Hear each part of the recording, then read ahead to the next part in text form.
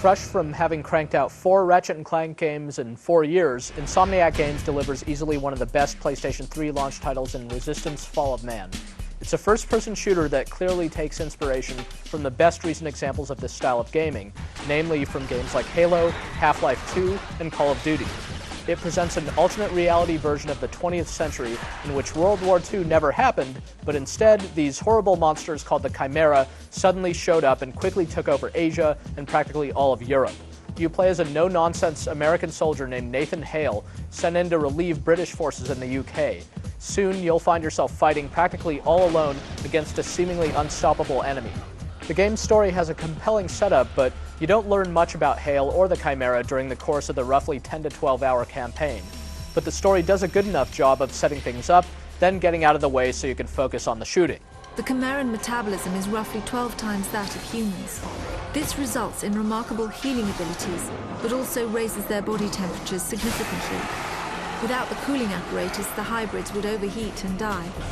Resistance plays just like most other first-person shooters on consoles, and the controls should feel instantly familiar to you if you've played other games of this type.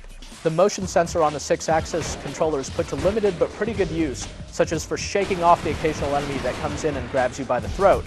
But for the most part, you're going to be running and gunning, while ducking behind cover to let your health recharge and to avoid your enemy's bursts of firepower.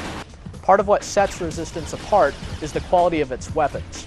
There are a lot of big, powerful-looking guns to use, and some interesting alternate fire modes. One of the first guns you get lets you tag an enemy so that all of your shots automatically home in on it, which is deadly. Another gun lets you literally shoot through walls and create defensive barriers for good measure. You can carry every weapon at once, and even though you'll often rely on the stock automatic rifles to get through most battles, the selection of different weapons and grenades is one of the highlights in this game. Meanwhile, your enemies make for a dangerous, sometimes unpredictable opponent. They'll use cover and flanking tactics to try to overwhelm you, and they'll attack sometimes in large numbers.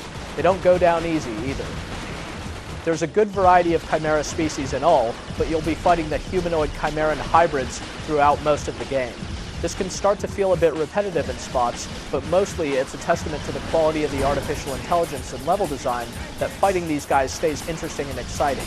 The level design in Resistance looks great and never forces you to backtrack or waste time solving puzzles or anything like that, instead pushing you from one intense firefight to the next. There are some vehicle sequences that feel like they're lifted straight out of Halo that are thrown in for good measure, and these break up the pacing a little and certainly aren't unwelcome.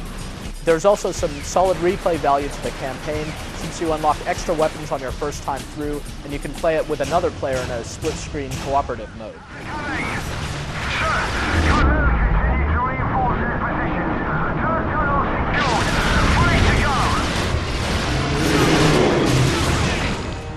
In addition to the campaign, Resistance offers a fully featured multiplayer mode for up to 40 players at once, making for some of the biggest such battles ever seen on a console.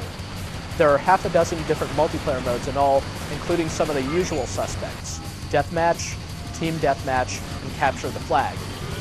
There's also a Last Man Standing mode called Conversion, and a couple of base assault modes called Breach and Meltdown. The online mode also lets you set up friends lists, join a party to search for multiplayer games with your friends, and rank up your profile with different awards and insignias as you score enemy kills and accomplish other objectives. But probably the most interesting aspect about the multiplayer portion of Resistance is that there are 2 distinctly different sides to play. Human characters can sprint and see friends and foes on radar. Chimeran hybrids can enter into rage mode, making them faster, stronger, tougher, and even capable of seeing through walls, but only temporarily. The 2 sides seem counterbalanced nicely and add a unique twist to a multiplayer game that has a lot to offer right from the start.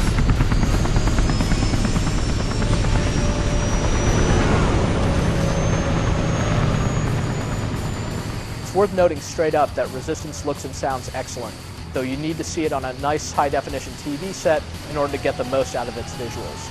There are a few minor rough edges to the graphics, but the game puts most of its effort into making sure you see some fine-looking weapons, great-looking bad guys, and plenty of realistic environments. And the result is one of the best-looking shooters around. Resistance doesn't really try to do too much of anything completely beyond what you've probably come to expect from having played some of the best shooters released in the past couple of years.